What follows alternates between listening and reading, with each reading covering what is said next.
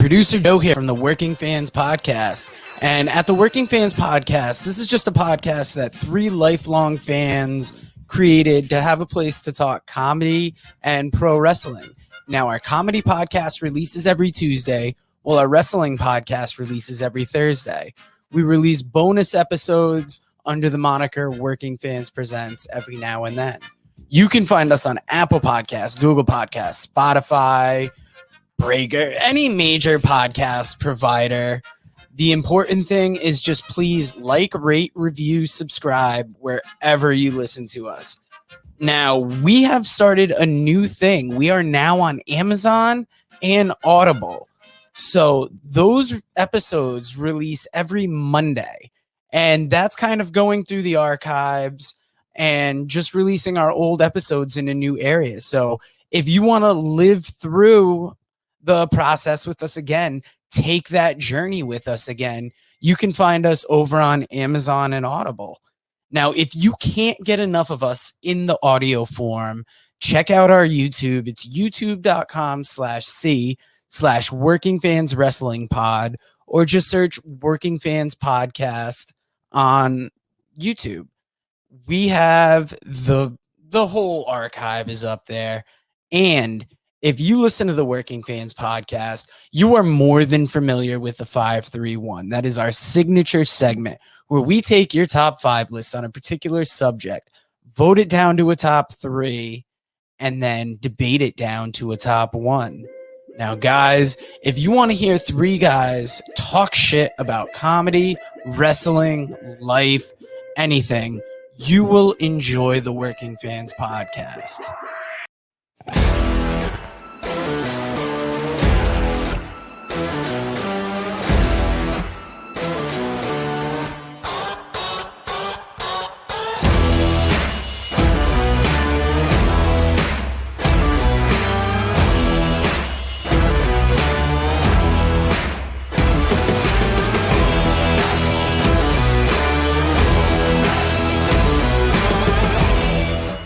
It's the Combat Cast, Working Fans Podcast Edition. Man, they call Dave and Chevy. Chevy, how we doing, man?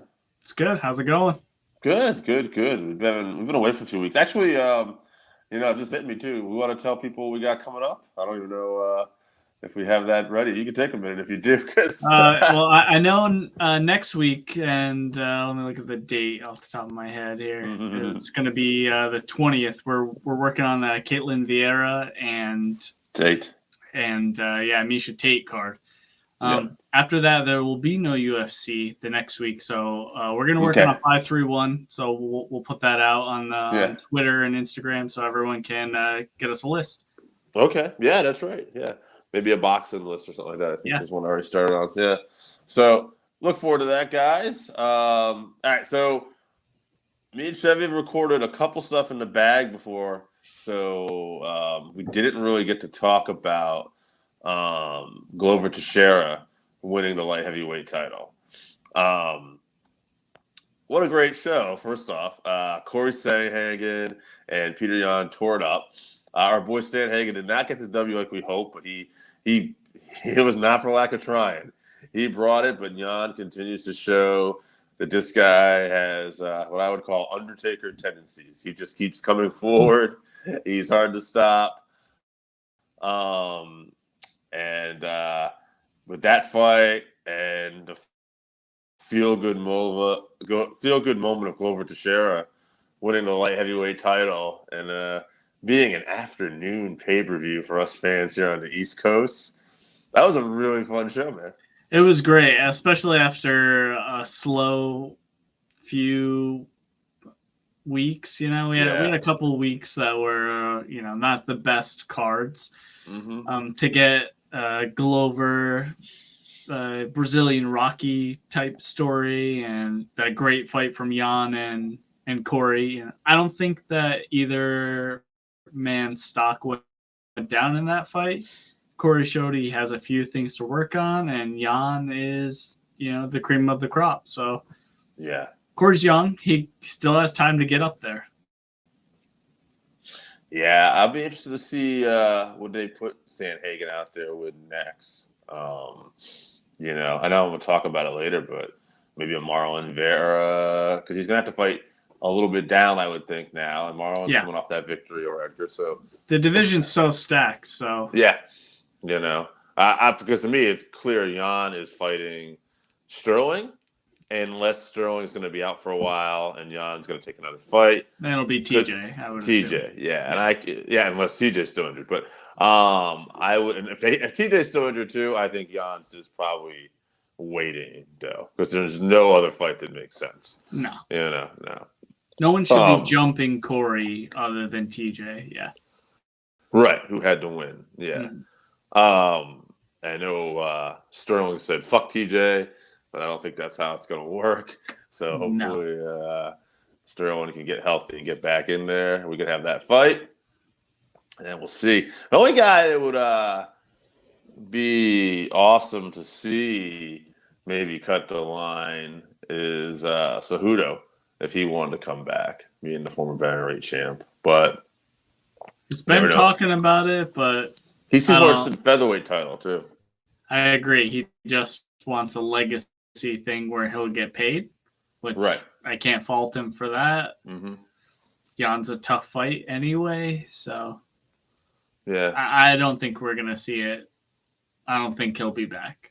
Personally, I don't either. Other news. So yeah, like you said, kind of a boring few weeks we had until last weekend's. Glover Blachowicz fight where Glover won the title, and now here we are this past weekend. We're recording this on Sunday, the day after UFC 268, and great show. And we also had Canelo Alvarez successfully defend his title against Caleb Plant. By all that I saw, looked like a competitive, good fight for a little while, and then Canelo Alvarez did what he does, proved he's the best in the world, got the finish in round 11. And Canelo Alvarez is a stud, man, unifying belts. I don't know what else to say. I mean, this is like number one. I think boxing in our era, it's him or Tyson Fury. Right. Yeah, and they're not going to be fighting anytime soon. No, that won't be happening. Yeah. Canelo will jump weight classes, but he's not going to heavyweight to fight 6'9" Tyson Fury. Absolutely not. But yeah, Canelo Alvarez is a star, and he's good for boxing, I think. So absolutely. Hopefully we'll see some more fun fights from him in the future. I also know that it was thrown out there that Kamaru Usman talked about wanting to box, and he said that gets him excited. He said a guy that's so good. And Dana commented afterwards. Dana, who was watching the Canelo Alvarez fight during the UFC. You bet $100,000 on it. Yeah, that's funny. Dana also said, and it's funny because you hear Dana, he's always, like he doesn't usually he's a promoter. He's not going to put over the boxer, but he did make sure to say he's like Usman doesn't want that fight.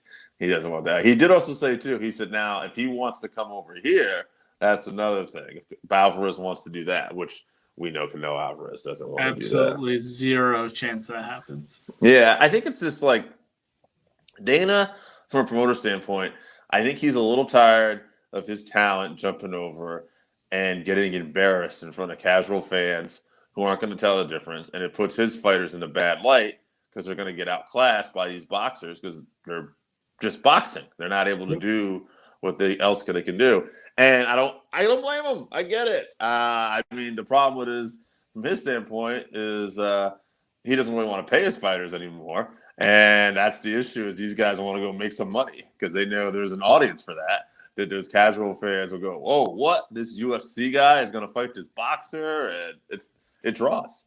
We all know that if any boxer came into UFC and fought a top level talent, they would get demolished. Yeah. If the fighter wanted to, I like a style bender. He is a stand-up specialist. Could take down any boxer at will, submit them at will. Yeah. So that's why we're not seeing those things because everyone knows that that's the reality. I would say the only real, I won't say exception, but the one guy I think that could do okay, and again, it would depend on the style matchup, would be Tyson Fury at heavyweight. Because if you put him in there with other guys who are just going to strike with him, and even if they aren't going to strike, but maybe their wrestling isn't really good and they want in, there's a chance Tyson Fury, as big as he is, as strong as he is, could catch him. And that heavyweight division is a little more of a wild card. But and he has great footwork to avoid a takedown. Yeah, you would imagine, but generally the boxing stance is so square, it just leaves you open for blast double. So you're just there to be taken down. So yeah, I think even Tyson being so big, I mean, he would have the best chance maybe, but I still think he just gets taken down and submitted. Once he's on the ground, he'll never get it. Right. And then, I mean, also leg kicks too. Yeah, leg kicks too. Yeah, ask I say boxers can't win, but it's against top level talent because Shannon Briggs went into an MMA fight or was a kickboxing fight and he got his legs kicked. He said it was the worst pain he's ever experienced. He was ready to tap out, and then he clipped the guy. Yeah. And so, but if the guy's taking him down, that fight's over. I know Roy Mercer. I think it was Mercer. He had a heavyweight fight with Tim Sylvia, and they had supposedly some gentleman's agreement where they weren't going to go for takedowns, and Tim ducked his head, got clipped, and he just got knocked out. So, but then this wasn't heavyweight, but James Toney, to his credit, did go over from boxing to MMA, and he got ankle picked. Yeah. Randy, right? I was gonna say, and he got that was it. Randy Couture. That's how most boxing versus MMA fights would go in a real MMA fight. So that's a good example. Now UFC 268. Before we get in the main card here, I got some notes on some of these prelim fights. No particular order. One of the first fights I'll talk about is Alex Pereira, masterful striker. This is a guy that, has tremendous kickboxing credentials. I think he's got 33 wins in kickboxing. He knocked out the middleweight champion MMA, Stylebender. This guy has been untouchable in MMA other than his first fight. When he went up in weight class also. He got touched up by Jan and taken down, but Stylebender, yes. Yeah. I would say Pereira, he's 4-1, I think now, MMA. He lost his first fight. Yes. Yep, and he's won all his other fights, all finishes, and now he's been training with the light heavyweight champion, Glover Teixeira, too, in Connecticut. Shout out. Shout out Danbury, Connecticut, as John Anik would say. Yeah, and he got in the clinch a couple of times last night. His opponent was grabbing the fence and stuff too. So that's going to be an issue for him, I think, when he gets taken down and stuff still. But if he continues to work at it, oh my God, the striking level. He just pulled out that flying knee so gracefully. And he looks like somebody that he's going to be fun to have around. He needs the right matchups, I think, because he is so inexperienced. If the UFC tosses him the wrong person, he's going to get embarrassed in there, I would imagine. But if they build him up slowly and give him the correct matchups, they could build him to a potential, quote unquote rematch with Stylebender. And I think that's a storyline the UFC would like to have, at least their promotion team would like to have. And I would assume that Stylebender would like to get that fight back, in MMA where, he is king at this point. So we'll have to see what they do with matchups. If they give him some all-star Dagestani wrestler, that hype train's going to stop real fast, I think. Yeah, I would agree. He's not ready for any great wrestlers. One other note, a couple other notes, but one other fight I want to talk about too is Ian Gary. This kid, he's young. I don't know how old he is. He's 23, just turned 23, I believe. Yeah, He had some problems early on with Jordan Williams, I think it was. He was. I mean, I thought he was losing that whole fight until he, it's funny because in the fight, Rogan called exactly what he was trying to do. He was trying to step off at an angle and draw him in for a counter to counter him with the right hand. And it was like literally 5 seconds after Rogan said that. That's what he did, and he knocked Williams out. Yeah, he did. He gave a pretty good interview afterwards too, talking Quoted about Conor. Quoting Conor, talking about the names that have been in MSG besides Conor. Ali, Manny Pacquiao, Floyd Mayweather. 23 years old, debut in the UFC. He's 8-0 now. Scores the knockout. End of the first round.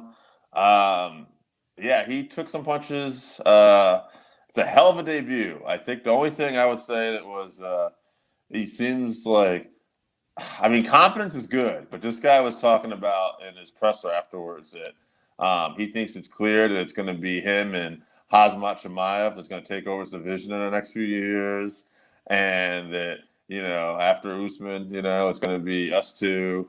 And he said, I'm going to take it slow, but fast. He said, when the fights come along, but I'll be building myself. Like, he's saying some of the right things, but I didn't see a performance necessarily that's going to translate that we should even be talking about.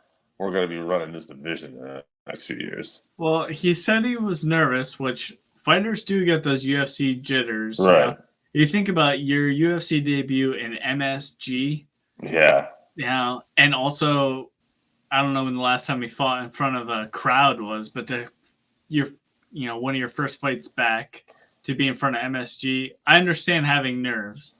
With that being said, he doesn't have the experience, and we don't have the experience of watching him to see what he's really capable of. Right. That was not a super impressive showing. He showed the ability to adapt. Mm-hmm. But I thought he was getting touched up. I mean, he was a little bit beaten up. He was showing it on the face. Yeah. Credit to Williams, but he's not a top level talent. So that was his third loss in a row. Yeah, we need to see Ian against better competition before we tout him as the next Conor McGregor. But I would. You're saying the right things. Yeah, I would take him slow, and if you're UFC, these are the guys you want that can promote themselves. Chris Curtis, another guy who made his UFC debut last night, big win. He was another one that was struggling with Phil Hall's here. He was getting beat up, and then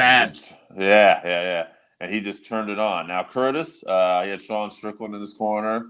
Another top UFC light heavyweight, and which I just thought was notable because Glover was in the corner, so interesting night for these light heavyweights who were cornering these guys. But Chris Curtis, he's been around. He's had a lot of fights. He's been in this 14 years. So for him, this was just a big moment. He was able to get it done, and he got the win at MSG. So good for him. I don't really know. I'm gonna have to see more of this guy, but I don't know where we're gonna see with him. But I think he's a guy that, because he's been around for so long too, though, he's not gonna have the luxury of an Ian and have time necessary on his side. Yeah, he's gonna have to fight some higher level people quicker. Like you said, he's older. I'm gonna be honest. I don't think he really deserved the win for that. Phil Hawes was beating his ass. Mm-hmm. To be frank, Phil Hawes looked as good as I've ever seen him in the octagon. He looked phenomenal. He just stepped into a punch and got knocked out, basically. Props to Curtis, but I don't know if they fought again, if that's how it would be. Right. It is UFC jitters, possibly. He could look better, but in that fight, if he fought that way and Phil Hawes fought the way he did 10 times, Phil Hawes is going to win 10 times, I think. So, well, that's not how the card went, or how the fight went. And Curtis continues on in the UFC. We'll see how he does. I like you said the card because it was kind of a theme. Because Beast Boy Barnett, Chris Barnett makes his debut here.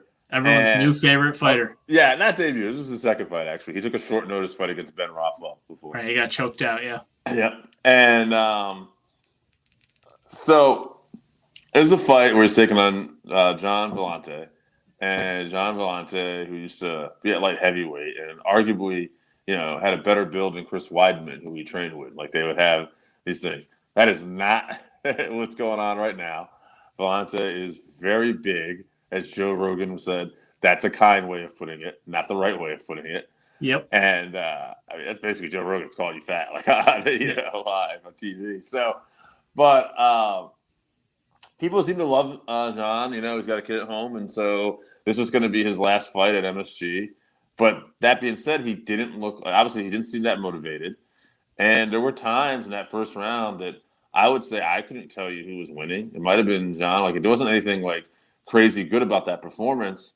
But then we got to round 2. And then this big man, who I don't know what to make of him yet, but he's got this athletic ability that you wouldn't think he has. And like I think he weighed in at 260, maybe 263 for this fight. He's 5'9". Yeah, he's not a big man. He looks like he's 300 pounds and 5'7", but he throws this spinning like back wheel kick, connects over the shoulders and lays him out. And then I think he has to go follow up with some punches, but Big Dan is quick to call it. And Big Dan was great last night too, by the way, as we're recording this. But yeah, our friend Dan Mergliotta. Yeah, officiating was good overall, I thought too, which doesn't have enough credit, especially the week before, where absolutely some fighters, good point. But Beast Barnett, man, and then he gets to win. He does this crazy backflip where he lands on his ass, but it's like he's trying to land on his ass, and he's just like. He's celebrating. He's going crazy. The fans love it. He had a great dance for his walkout, too. He had a great dance on his walkout. Energy. He's got great energy. He brings the promo where he's talking about, this man had a cinder block for a head. My feet's on fire. Yeah. And he's giving John, his due as retiring. He's putting John Vellante over. He's telling the crowd to cheer for him. Crowd's going nuts. And then he just starts doing another dance on the way out. And, he's a guy that I don't know, again, like how far he'll go in this, but he's know that it could be fun. And if I were the UFC, I'd try to give him a few favorable matchups here and there just to maybe, hopefully he gets some W's and maybe you can build him up because I don't think he's a guy that's ever going to be fighting for like a heavyweight title or, an elite contender. But he could be fun to have around for a while. Right, he has a background in Taekwondo, and you could really tell because he threw like some back kicks before that, spinning wheel kick, and they were real pretty. Like they looked really good. Not something you'd see from a 265-pound. The guy looks like a bowling ball. Yeah. Very impressive, but nothing is outshined by his personality. He's just a fun guy. I think, like you said, maybe not championship level material just because physically he's at a disadvantage. Right. But he could be like a fan favorite, like a cowboy-esque kind of fighter. I was just thinking too, like a fun heavyweight fight. What about Tai Tuivasa too? Those two. That's a tough fight for Chris, but it'd be a lot of fun. Personality. The shoey and the dance. Yeah, that's a main event fight for sure. Fight night, but. All right, this guy I'm gonna struggle with his name. We talked about him. All right, he beat Imavov. Yes. Yeah, Nassim. I think it was Nassim Imavov. He's 3-1 in the UFC now. He's 11-3. Out of those 11 wins, he has 9 finishes, 5 KOs, and 4 subs. Very well rounded. Edmund Shabazia, who was like the next big thing, is now, I think this was his third or fourth loss in a row. And he's ever since he got that first loss to Brunson, now it's kind of been a downward spiral a little bit. I think he might be with a new camp though. I can't remember if they said that. Has he been working out with AK? Was DC? DC was telling Yeah, stories he about him. did some wrestling there. Yeah. I think Edmund's problem is he's really young, Mm-hmm. and he did so well early on that he kind of got the Darren Till. He got Right. pushed a little too far, a little too quickly, and now he's ranked 11, and they can't just, have him fighting scrubs when you're ranked Right. 11. So I think after this fight, I don't think he's in danger of being cut. I know he has, 2 or 3 losses in a row. He's a top level talent. He just isn't there yet. He needs to, reach his potential. Like I said, just got pushed a little too far, a little too fast.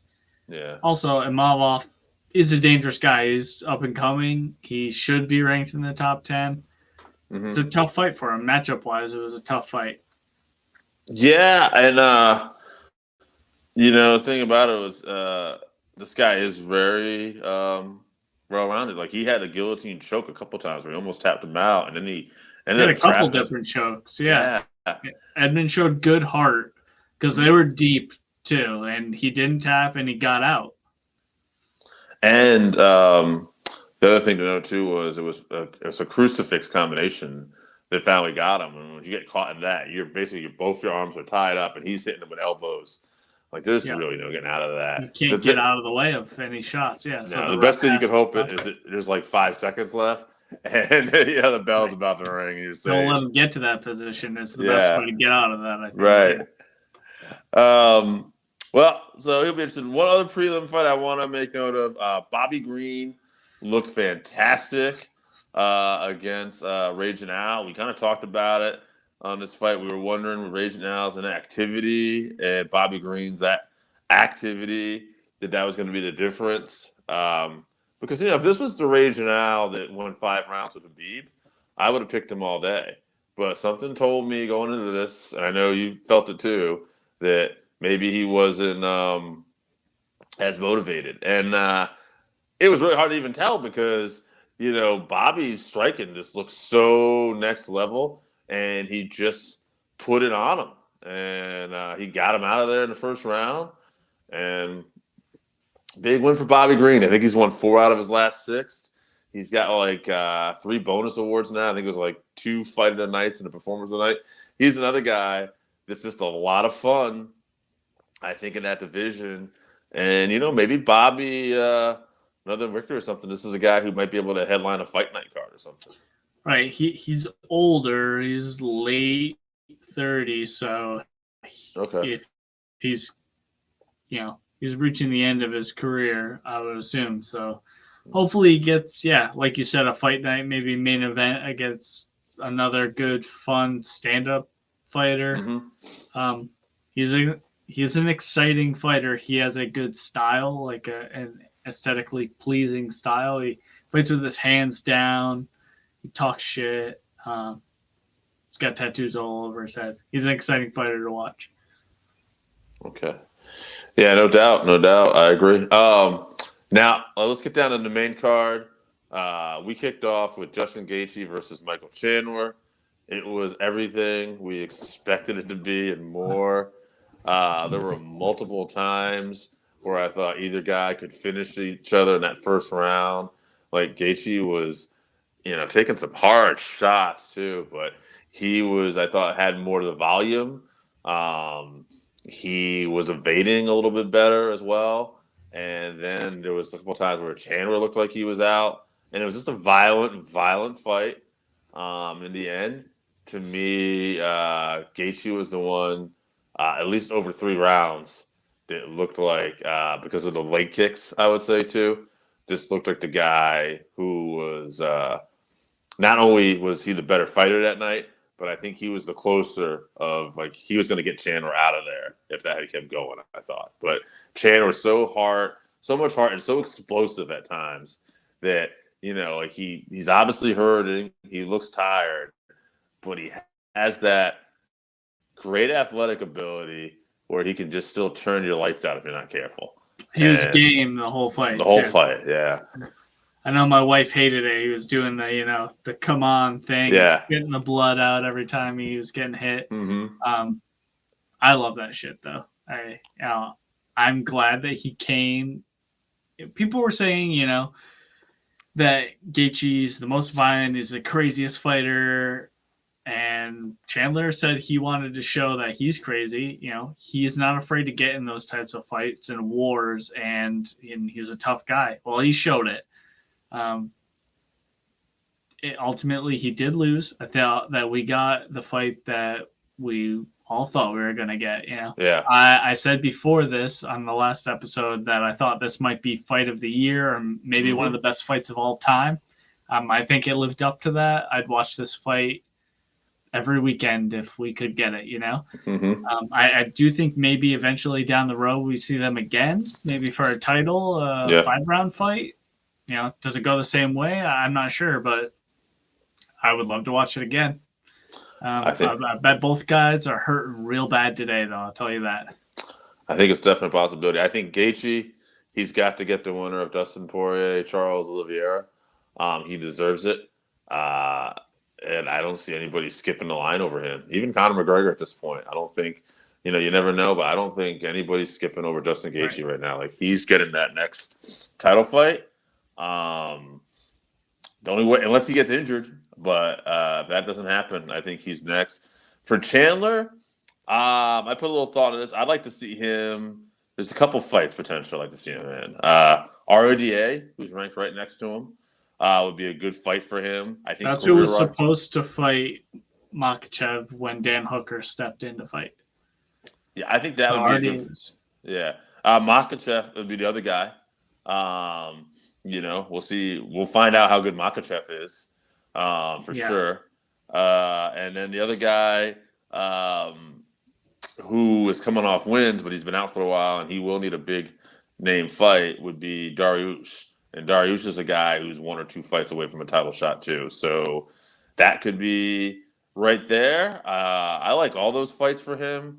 I think RDA would be the good, and that's not to knock RDA, but I think RDA is the good fight for him if he's probably going to get a win back. And I don't mean to disrespect, because you never know with RDA, but I think Chandler definitely gets I like the way he matches up there.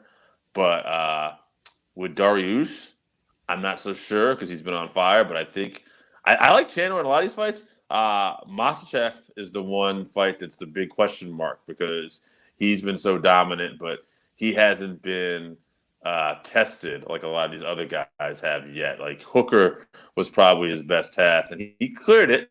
Clearly, he beat him very fast, but Chandler also did that. So, it'll just be interesting. The Makhachev fight is the most interesting to me because I don't think Chandler's super great off his back. I mean, he has jiu-jitsu skills, but he's more comfortable on top. Mm-hmm. So I think Chandler's the favorite in all of those fights for me. Mm. The Makhachev one, the only thing I'd be worried about is if Makhachev's wrestling is so good that he could take Chandler down, who is also a very good wrestler. He was Division I wrestler. So if he can take Chandler down and be on top, that's tough for Chandler. But if in a stand-up fight, Chandler's power, his explosive ability with his power, I just like him in all of those fights. Yeah, I would say Makhachev is to me is the highest risk, lowest reward fight. Yeah. I guess. As Joe Rogan said, this next fight would have been the most amazing fight on any card if it wasn't on this card. Coming right after that Chandler Gaethje war, but Billy Q versus Shane Burgos. Billy Quintino, I believe his actual name is. He looked so good in the beginning of this to me. Like, I thought, his volume and everything. Burgos, I thought Billy definitely won the first round, but Shane was hitting him with some decent shots. And to me, it always looked like Shane was the harder hitter, but I thought he was going to get out-volumed, and that was not the case. As time went on, Burgos is getting those leg kicks. He's putting the work on Billy, and Billy's feeling it. And then Shane is starting to really unload. But Billy, to his credit, like he never gave up. Another great performance on this card. Another guy who was gritty and he just kept hanging in there. But to me, after round 2, you can see Shane was the one who really took over.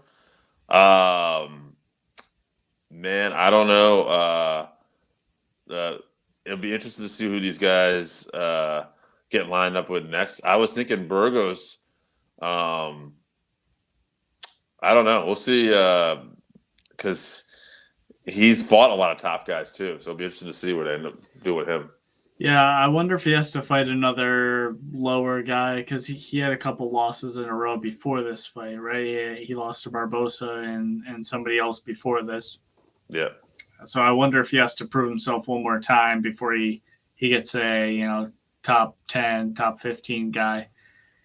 Before those 2 fights, though, he was looking great, and he even in those losses demonstrated high level striking. Technically, his boxing is very good. I believe that he struggled because Quarantillo was making it a dogfight, and he's just pressuring him. And as he started to wear down a little bit, and Burgos could get his space, that's where he kind of took over the fight and started to hurt Billy. But yeah, like you said, like Rogan said, it was a great fight, overshadowed by the fact that fight beforehand was absolutely amazing. It wasn't a bad fight on this card as we go down this here. Like Marlon Vera versus Frankie Edgar next. Marlon Vera, Chito Vera. To me, I was surprised at the beginning of this. I thought Frankie was shown to be a little quicker in the beginning. I thought, he was actually out-quicking them, on the feet. I think he had a takedown early. He was in control. But Vera, as this fight would go on, was just looking stronger. He was definitely looking like the stronger of the two, and then he started looking like the quicker of the two. And I don't know what would have happened if it went 3 rounds, because it would have been hard to tell, like round 2. But Vera got him out of there. Brutal kick front to Edgar. Kick, yeah, front kick, and Edgar is down. And I know he protested, but it wasn't looking good. And I think great win for Vera, who, he just beat Edgar, who was ranked number 8. And it'll be interesting to see what they do with him next. I mentioned this guy a lot. I'll get your opinions on the fight too, but I like Merab, who's number 6. Another guy who's just kind of climbing there. I don't know if Merab wants to fight a guy that, but Merab tends to fight anybody. So maybe not stylish, but I don't know. I just think it'd be interesting because bantamweight is so stacked. Cruz is booked too. Like Cruz is a guy I'd like to see Vera in there, but we'll have to see what happens with Cruz and Munoz coming up. But what did you think about the performance and everything overall? Like you said, I thought Frankie looked great at the beginning of the fight. And the man is 40 years old. For his footwork and speed to be that great at that weight class, because your athleticism is usually the first thing to go once you start getting older. He's held on to it very well. What does seem to be what's left him is his chin. I believe he had never been finished before Ortega finished him a few years ago, and now he's been finished again. His striking didn't seem like he was hurting Chito enough, and that's ultimately what the difference was. Chito didn't land as many punches in those first rounds, but he was landing hard on Frankie, and they wore on him, slowed him down a bit until he eventually got knocked out. Like you said, Frankie protested the stoppage. I also thought it was a good stoppage. He just recovered very quickly because he's a tough guy. But Chito was hitting him with hammer fists on the way down, and then he was stopped. If he was allowed to just keep hitting him when he was down, he would have hurt him. So I thought it was a good stoppage. I think Merab is a good call out. The UFC's not looking to do Merab any favors. He's a wrestler. Right. They don't want him to be champion. So Right. I wouldn't be surprised if they, threw him Cheeto. They're going to keep him busy for a while. Yeah. That's what I think. He's going to have to, Rob is going to have to go through everybody. Yes, And, I agree. Yeah. And he might be able to do it. He might. Yeah, he might just be able to do it. I like him against Cheeto. People can't stop his takedowns. He's going to take you down and take you down and take you down. He's going to keep doing it until you can't stand up anymore. And he's always going to be able to get up. So that'd be a good fight. The bantamweight division is stacked. So really, you could throw anyone in that top 15 against anyone, and it could be a competitive fight. So yeah, I think Marlon was ranked 13 going into this, so now he just beat the number 8 guy. So it's these all these fights are potentially very competitive. Maybe a Calvin Kattar. I know Calvin's ranked pretty high up there, but he's featherweight, right? Oh yes, you're right. Yeah, you're right. Yeah, featherweight. So I know Rob Font. He's also a little bit too high. He's probably a title shot, but because he just got that win over Cody too. Yep. And Cody Garbrandt was one I was thinking of. But he's going to be fighting at flyweight coming up. So yeah, he's got his. I think next month is his Kai Kara France. Yeah, he's on the next pay per view. Yeah, and great move I think too. Cody is, he's not that big of a guy, so if he can make the weight easy and his quickness and his power stays, he could be a guy that's a force down at flyweight, and it'd be a chance for him to win another title and maybe not have to take any damage to his chin since he's been on those brutal knockouts before.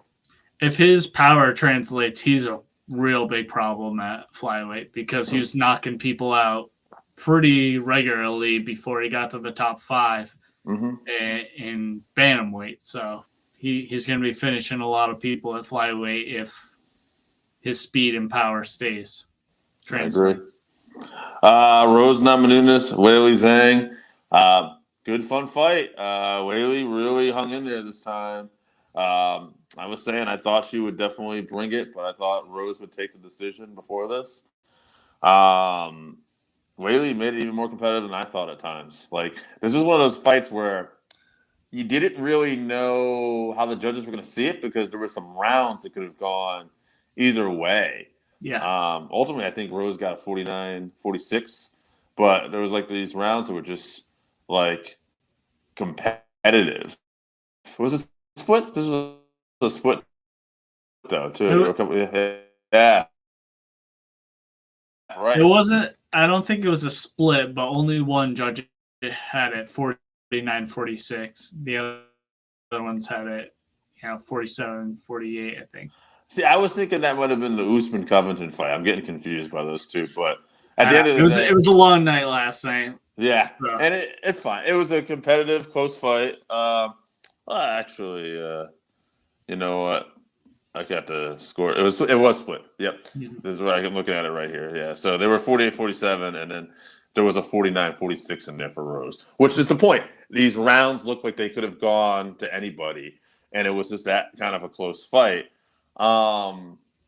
But Rose gets the W. What are your thoughts on the performance, first off?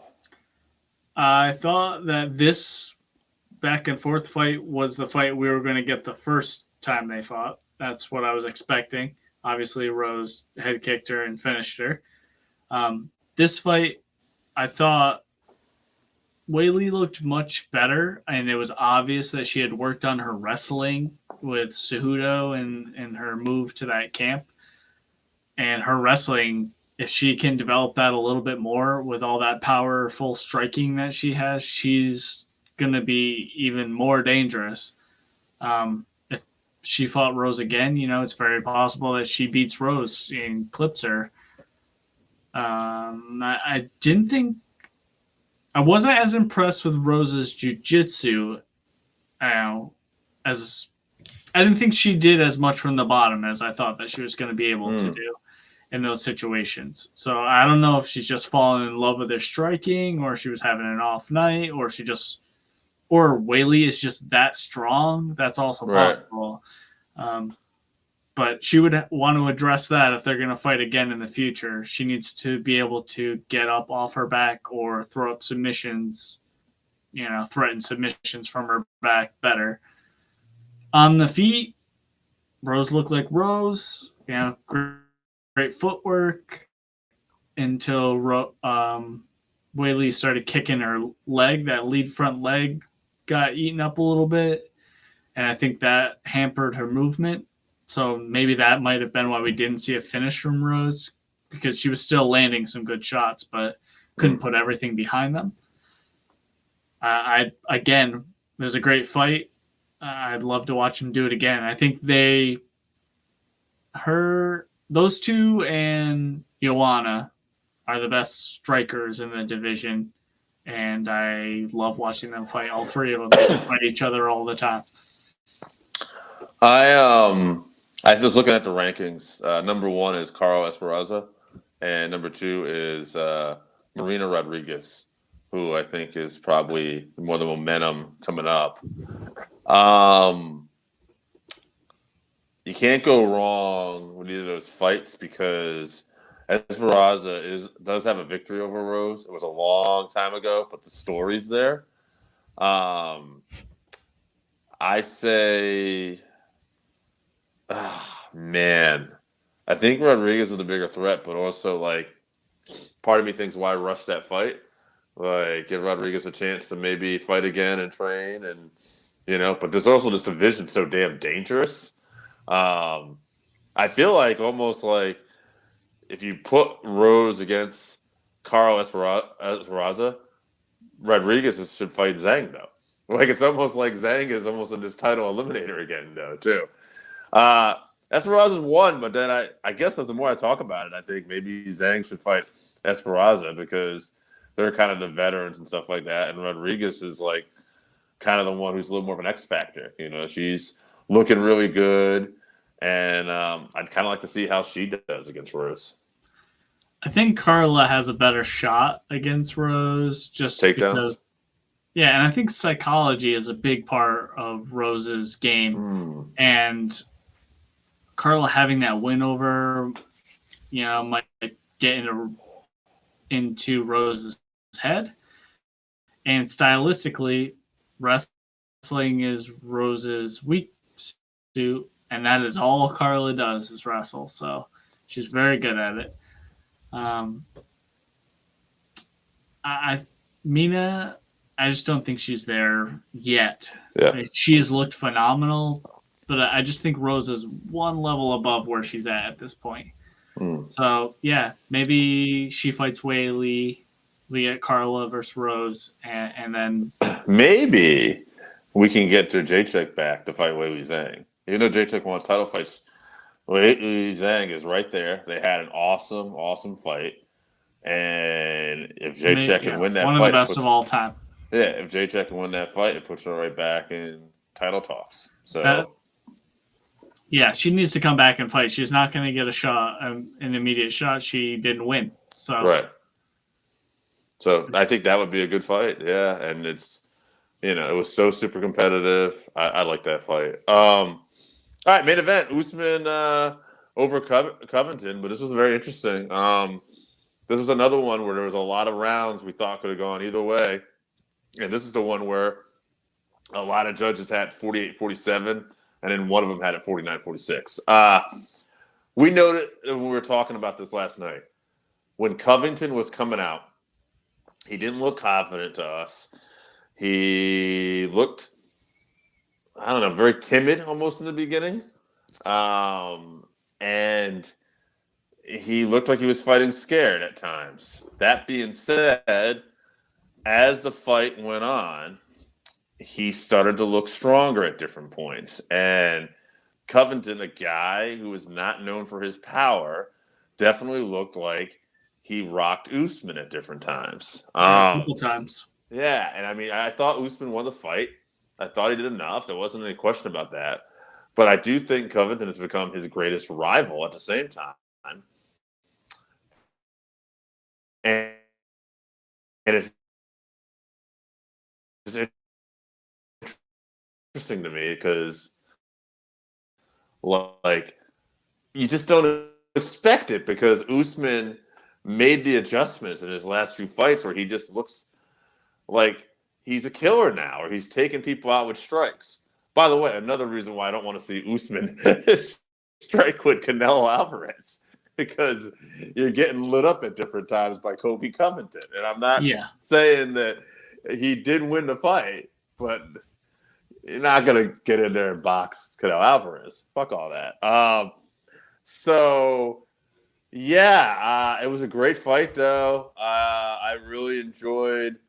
I really like these guys fighting each other. I hope people are going to probably not like to hear this, but I hope Kobe gets some wins and he finds another way back, and we get this fight one more time because I love it when these guys fight. It's just magic, and I thought that this was a fight where Kobe didn't even start off that well, and it ended up being just so good. But that being said, I'll get your opinions on the fight, but I think it's interesting, the landscape now, because to me, Masvidal, win or lose, the fight that makes sense after his fight with Leon Edwards is Kobe Covington, because Masvidal's already had 2 performances against Usman, and Usman knocked him out in the last one. So even if Masvidal beats Edwards, I don't think he should be fighting Kobe. I mean Usman. So I like that Kobe fight. There's a story there, and that's what should happen. Edwards, if he wins, should fight Usman. If he loses, I don't know what the fuck we're gonna end up doing, because like Usman's tearing through these guys, and I don't think Khamzat should just be given a title shot already. Doesn't matter what you think he should be given. Tell us what you thought of the performance first, so then we'll talk more about this. Okay. I agree. Colby did look worried and timid, just hesitant. He didn't press forward, which is his normal game plan. It's just full press, push the opponent back into the cage. He didn't want to walk into any of those big punches from Usman. He's with a new camp. He had a smarter approach, but I don't know if he's fully, gotten that approach down. If we had seen Kobe with this new camp, 2 or 3 fights instead of just that one against Woodley, maybe he would have done better, in those earlier rounds. But he did land on Usman. He could hurt Usman, which I didn't think he was really capable of. Yeah. So he did hurt Usman, wobbled him a couple times, but ultimately couldn't capitalize. The real big problem was he was getting hurt by Usman. He got dropped twice badly in that second round. He obviously did recover and got better from there, but that ultimately he wore the damage on his face much worse, and he ended up getting beat. They did do a little bit of wrestling in this matchup, which was good. I think if Kobe had leaned on his wrestling a little bit more and tried to tire Usman out, Usman can't land those heavier shots on him. Usman has a good gas tank, but Kobe is next level. So maybe if he tried to wrestle a little bit more, I don't know. Like you said, I'd be down to watch a third one. They're so close.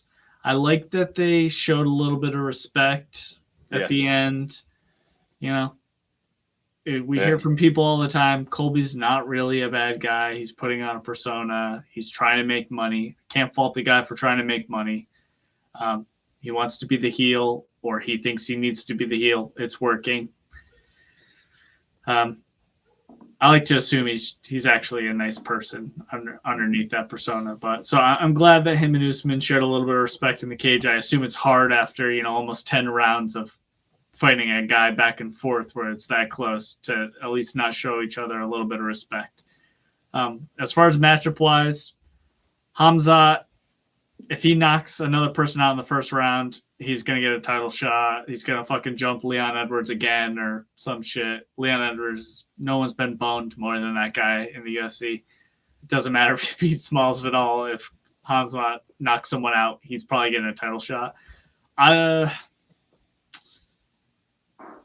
I have a bad feeling that Colby's going to end up fighting Hazmat because I think they want him to. I think they think he's ready for a title shot. So I think that's the quickest way to get him there. And I'm looking at the rankings now, so I'll throw some names out there for you. Or Burns. He could fight Burns too. Burns is the guy I'd like to see Hazmat fight next, I think. Now, Edwards, if he wins, has to be next in line for Usman. He should get a title shot. Yeah. Absolutely should. He should have already had one. Yeah.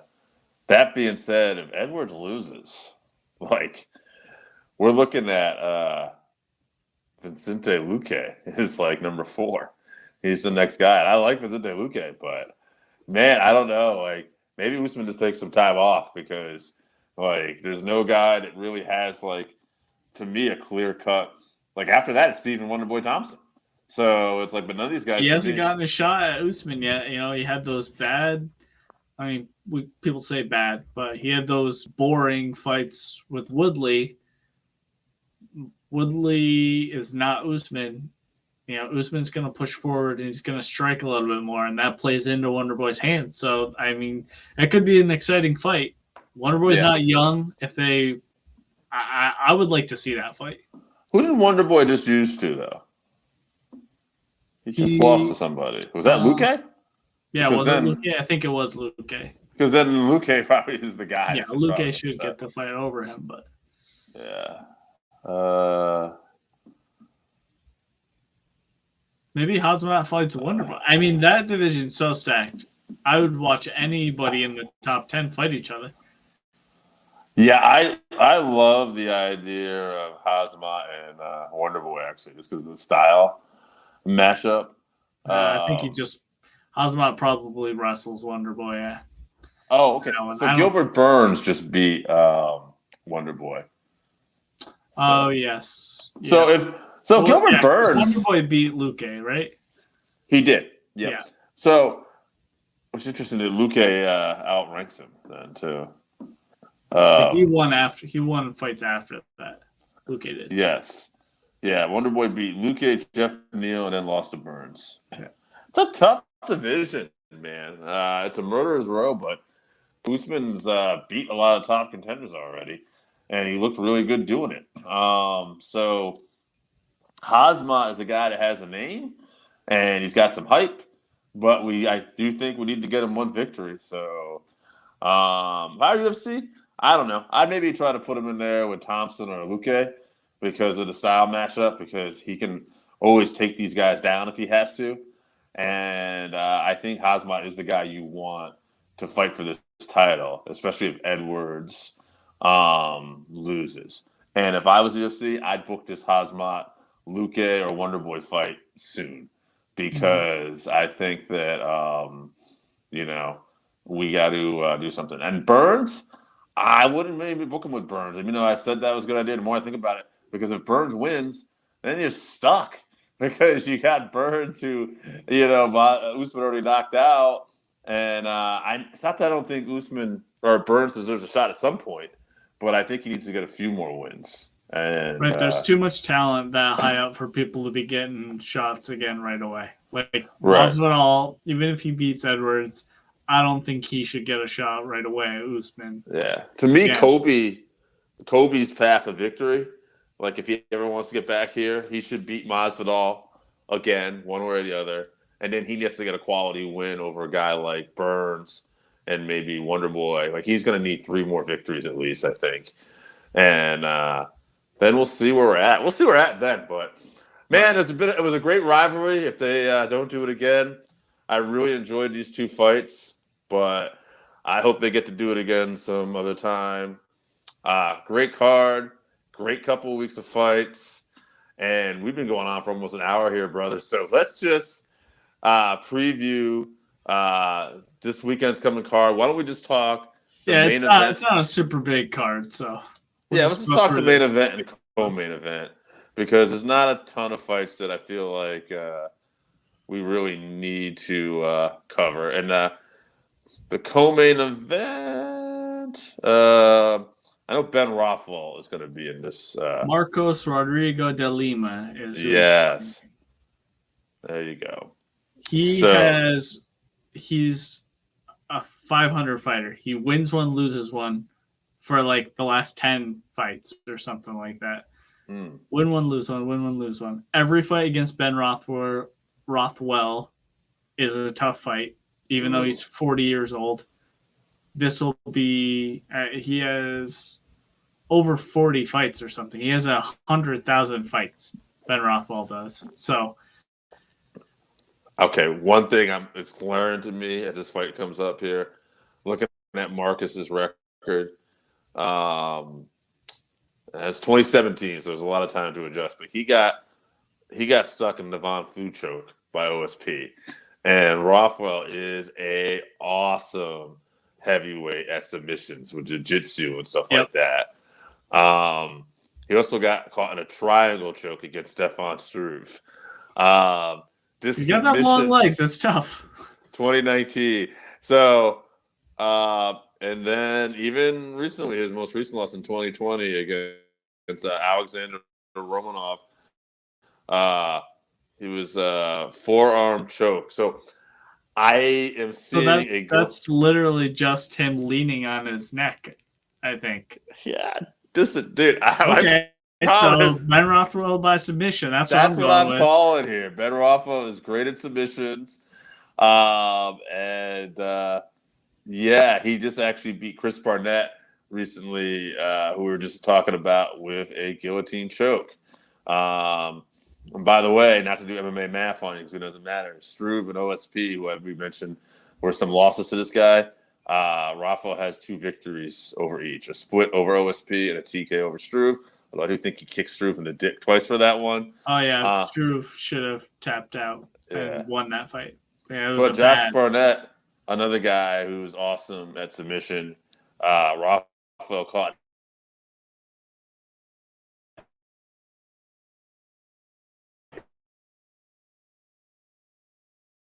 him in a guillotine choke. So, yeah, I got Rothwell all day by submission. Real quick before we get to the main event, I'm happy to see Felicia Spencer is going to be back on this card. Don't know much about her opponent, but I'm excited to see her win. We got women's featherweight action. The OSP's on this card. Maybe somebody will get Von Flute. He went back down to light heavyweight, though. He was fighting at heavyweight, I think, for a while. So yeah, he should look better again, hopefully. Song Ludong always brings it. But yeah, main event. This is what this fight's all about. Max Holloway, Yair Rodriguez. We've been kind of talking about this, I feel like, on the last few episodes because we've been so excited for this. Yair, let's talk about him first because I think we both favor Holloway. But Yair's a guy who he is just getting better and better every time we see him, though.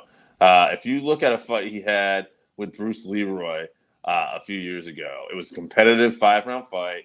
And I thought, okay, good win, but this guy's probably far away from being the top. And then he just keeps getting better. He stops Jeremy Stevens after the accidental eye poke. They do a rematch, and he looks amazing. He has that war with the Korean Zombie, where he stopped him with 1 second. I think he was the first person to knock him out, right? Yeah, with 1 second left, and he's probably going to lose that fight. But with an exciting upward back elbow. Yeah, insane. Yeah. So I mean, he's a guy, and he takes time off. But one thing about him, when he takes his time off, he seems to really improve his game and gets better. So I'm excited to see what version we're going to see because Max Holloway just keeps getting better and better and better. And this guy's been doing it for a long time. And if he's growing as much as Yair could maybe grow, the gap seems too wide for me here. It could be a fun fight, but also it could be one of those fights because of Yair's style. You're playing into Max Holloway's hands a little bit too. I like Holloway here. I say he puts it on him. I say basing off their prior performances. But again, you don't know what versions you're going to see. That's the great thing about MMA when these guys come in here. But based off their prior performances, I say Holloway finishes him. I'm going to be kind to Yair. I want to say 3. I'm going to say round 4. Gets him out of there, puts it on him. I'm thinking the same thing. Round 4 finish TKO. Yep. For Holloway. I think the real difference. So both guys are great strikers. Yair uses kicking techniques in Taekwondo, distance management. Holloway uses footwork and boxing, but really it's the fight IQ that is going to be the difference in this fight. I think that Holloway's fight IQ is just at the top level, and he's going to be able to get inside to where Yair is too close to be doing his kicking. And I mean, he has good hands as well, but he throws wide looping shots, and Holloway is straight punches. You know, those punches are going to get there first. And I think as far as who can absorb more damage, Holloway's never even been knocked down, I don't think. So he's going to get Yair out of there. I think it'll take some time for Holloway to get in there and lay in some good shots, probably good body shots to slow Yair down. So like I said, I think it'll be TKO round 4. But I'm super excited. Love both guys. Been saying this for a month and a half. I'm very excited for this fight. If the rest of the card's not that great, I don't care. I'll stay up to watch this one fight. So yeah, it's a good question actually. Which I think the fight starts at 4. The card starts at 4 p.m. So it's another early one. So I guess I won't have to worry about staying up too late. Anyway. Yeah, we're gonna take a look. ESPN Plus. ESPN Plus, and the fight card, the main card, is at 4 p.m., sir. Yeah. So thank you, ESPN Plus. Yeah, this should be good. I'm excited. Big fight this weekend. Holloway, Yair Rodriguez. I got Holloway. Chevy's got Holloway. We got Rafael by submission. We both feel very confident about that one. We're gonna look really stupid if Marcus comes out here and taps him out. It's based off Marco's record. I don't really know that much about the guy, so right. So we'll see what happens. All right, man. Great fun fights, guys. We're enjoying doing this. Chevy, I believe you said next week we got Tate Vera card. We're gonna preview. We'll probably talk a little about Holloway Rodriguez, and then the week after that we'll be doing a 5-3-1. Yeah. And we'll let you know more about that in the weeks to come. All right, fans. As always, it's a pleasure. Enjoy the fights.